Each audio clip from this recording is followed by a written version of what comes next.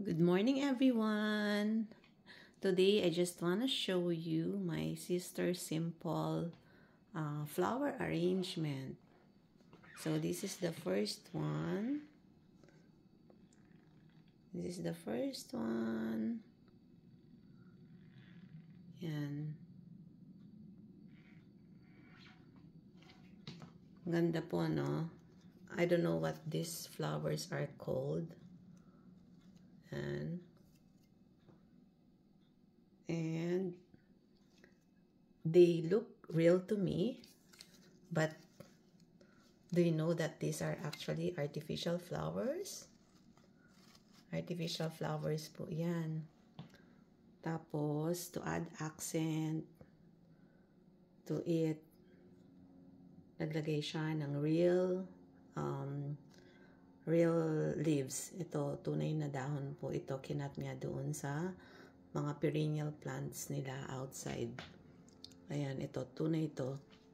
And apparently, tumataas or lumalaki daw tong mga dahon kasi when she first put them here, they are not as long as this. And meron siyang bud eh.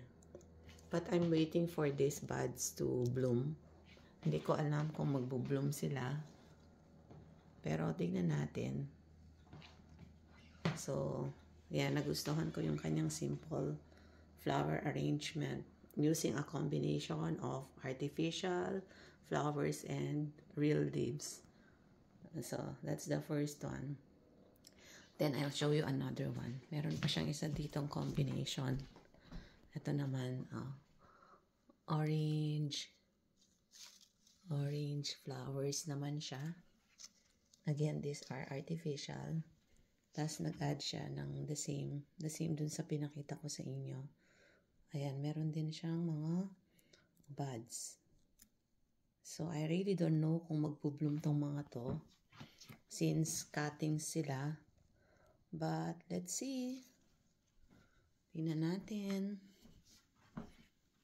I'll update you guys. See, this is very simple, pero nagustuhan ko siya. I hope you like it too, and I hope that I gave you an idea somehow on how you can make use of your plants outside for indoor decors. Thank you, everyone. Bye. Have a blessed day.